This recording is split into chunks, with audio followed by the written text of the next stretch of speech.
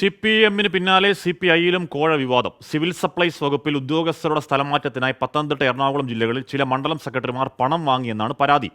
പണം നൽകാൻ തയ്യാറാകാതിരുന്ന CPI service സംഘടനാ നേതാവിനെ ഹോസ്ദുർഗിലേക്ക് സ്ഥലം മാറ്റിയതായും പരാതി ഉയർന്നു. കോഴ ആരോപണം അന്വേഷിക്കണമെന്ന് കാട്ടി കോന്നി ലോക്കൽ സെക്രട്ടറി CPI സംസ്ഥാന സെക്രട്ടറിക്ക് നൽകിയ പരാതിയുടെ പകർപ്പ് 24-ന് കിട്ടി.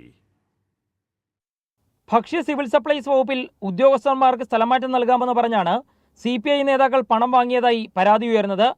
കോന്നി താലൂക്ക് സപ്ലൈ ഓഫീസറുടെ കയ്യിൽ നിന്ന് 1 ലക്ഷം രൂപ സ്ഥലമാറ്റത്തിന് വാങ്ങിയതായും CPI കോന്നി ലോക്കൽ സെക്രട്ടറി സംസ്ഥാന സെക്രട്ടറിക്കും വകുപ്പ് മന്ത്രിക്കും നൽകിയ പരാതിയിൽ ആരോപിക്കുന്നു.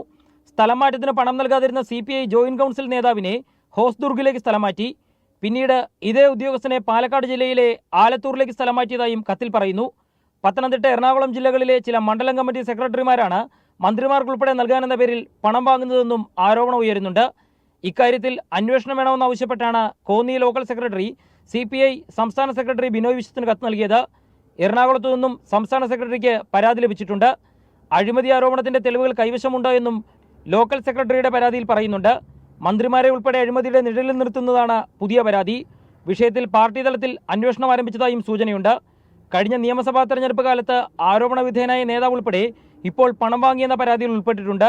മന്ത്രിമാരെ ഉൾപ്പെടെ അഴിമതി ആരോപണത്തിന് നിഴലിലാക്കിയ സംഭവത്തിൽ പാർട്ടി അന്വേഷണ കമ്മീഷൻ രൂപീകരിച്ച് കുറ്റക്കാർക്കെതിരെ നടപടിയെടുക്കണമെന്ന ആവശ്യമാണ് ഉയരുന്നത്.